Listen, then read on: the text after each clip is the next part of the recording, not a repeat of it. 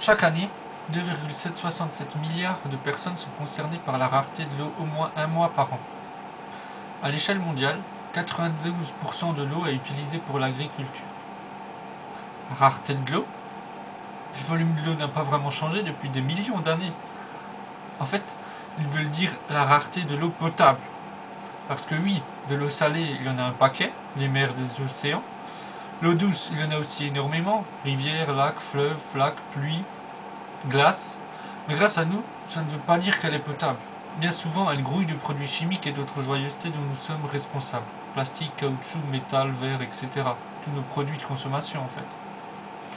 Et pourtant, les animaux consomment cette eau. Sauf que nous sommes devenus tellement fragiles qu'il nous est indispensable d'épurer cette eau pour qu'on puisse la boire sans danger.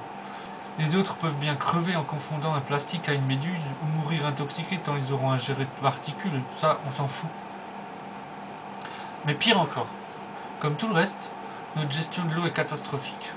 Déjà, on relèvera le 92% de consommation dans l'agriculture.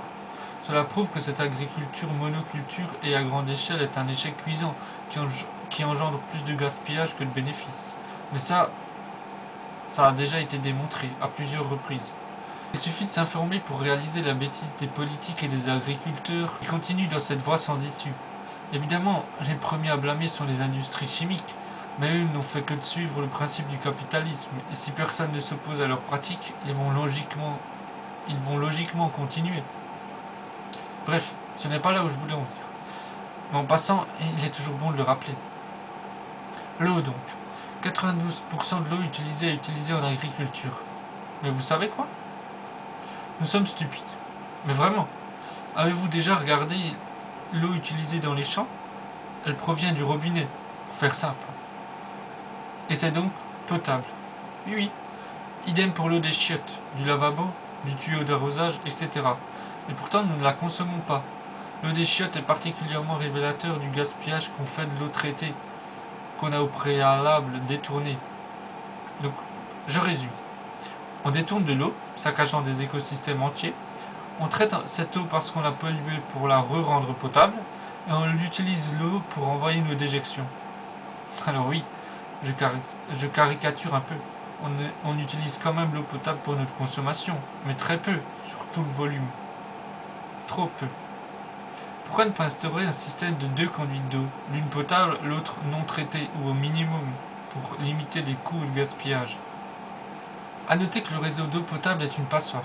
120 litres d'eau gaspillée par jour et par abonné en France.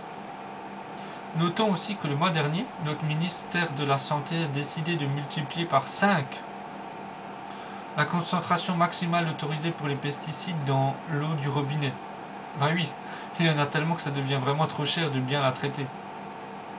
Et pour finir, n'omettons pas de rétablir un peu de vérité. Sur le graphique de Good Planet, en lien ci-dessous, on pourra réaliser que non, l'Afrique n'est pas tant asséchée qu'on veut bien nous le faire croire depuis des années. Et que, on l'aura vu ces dernières années justement, non, la France n'est absolument pas à l'abri de la sécheresse, de par le réchauffement climatique, de par nos gaspillages, et aussi de par nos gestions catastrophiques qui ont entamé bien des nappes phréatiques, et qui risquent d'en entamer d'autres. Exemple ci-dessous.